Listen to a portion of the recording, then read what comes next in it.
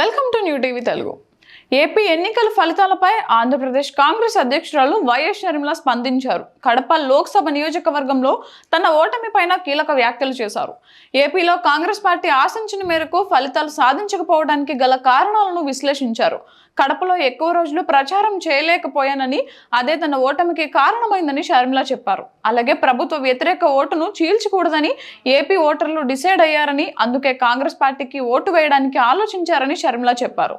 ఈసారి ఆంధ్రప్రదేశ్లో జరిగిన సార్వత్రిక ఎన్నికల్లో టీడీపీ అధినేత చంద్రబాబు నాయుడు, వైసీపీ అధినేత వైఎస్ జగన్ మధ్య పోరుతో పాటు మరో పోటీ అత్యంత ఆసక్తిని రేకెత్తించింది.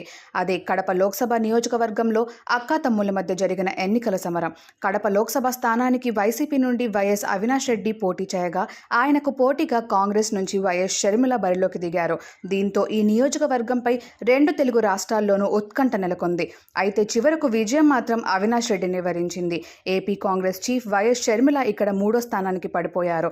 ఇక ఆ ఓటమిపై తాజాగా స్పందించారు వైఎస్ షర్మిల. బుధవారం విలేకరుల సమావేశంలో పలు అంశాలపై మాట్లాడిన షర్మిల తన ఓటమిపైన కీలక వ్యాఖ్యలు చేశారు. తన ఓటమికి, అలాగే ఏపీలో కాంగ్రెస్ పార్టీ ఓటమికి గల కారణాలు వెల్లడించారు.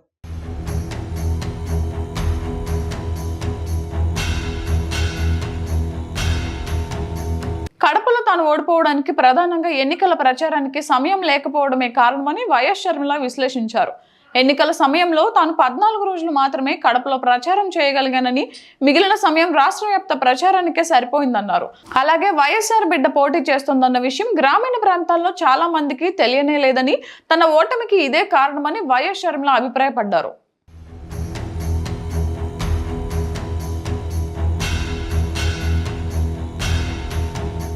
మరోవైపు ఏపీ ఓటర్లు కూడా ప్రభుత్వాన్ని మార్చాలనే ఉద్దేశంతోనే ఒకే వైపు ఓటేశారని షర్మిల చెప్పారు. అందుకే కాంగ్రెస్ పార్టీకి ఆశించిన ఫలితాలు రాలేదన్నారు. ప్రభుత్వ వ్యతిరేక ఓటును చీల్చకూడదనే ఉద్దేశంతోనే ప్రజలు కాంగ్రెస్ పార్టీకి ఓటు వేయలేదనే అభిప్రాయాన్ని షర్మిల వ్యక్తం చేశారు.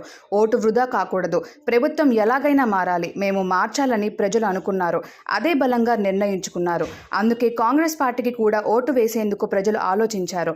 ఏదేమైనా కాంగ్రెస్ పార్టీ ప్రజల గుండెల్లో చోటు సంపాదించుకోవడం మొదలుపెట్టింది. ఇది ఇలాగే అంచెలంచెలుగా పెరుగుతూ పోతుంది. రాహుల్ గాంధీ నాయకత్వంలో మేమంతా కష్టపడి పనిచేస్తాం. అటు కేంద్రంలో, ఇటు రాష్ట్రంలో కాంగ్రెస్ పార్టీకి మంచి భవిష్యత్తు ఉంటుంది. 2029 కల్లా మంచి స్థానానికి వస్తామనే నమ్మకం ఉంది అని వైఎస్ షర్మిల అన్నారు.